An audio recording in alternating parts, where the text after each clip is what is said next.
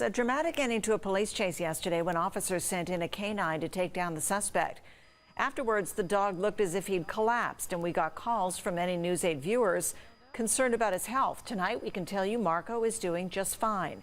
CBS News 8's Brandon Lewis spoke with his handler. He's live in National City with more details and an update on the pit bull found in the back of that stolen truck. Brandon? Now, that pit bull is also doing just fine. They are back home with their owner. Animal Services says that it's owned actually by a relative of the suspect in this case. Also doing okay, Marco, the National City Police Department canine involved in this, will return back to patrol today. Oh, that police dog is, whoa. This is the moment Marco helped police end a 10-mile-long pursuit, taking down Rafael Castro on suspicion of auto theft and evading police. We weren't going to let him get back in that car and put everyone at risk. Himself, the police, the citizens, because it was a residential area.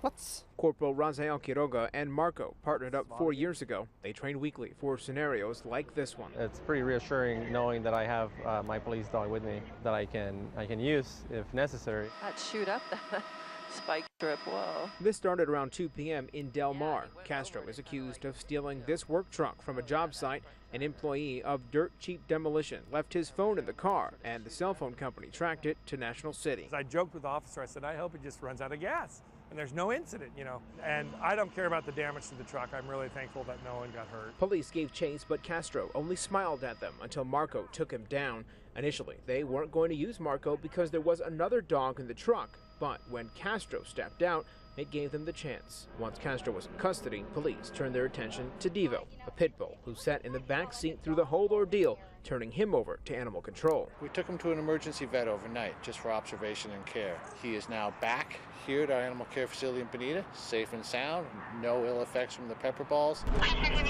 Castro was also taken to an area hospital where he was evaluated and then booked into jail.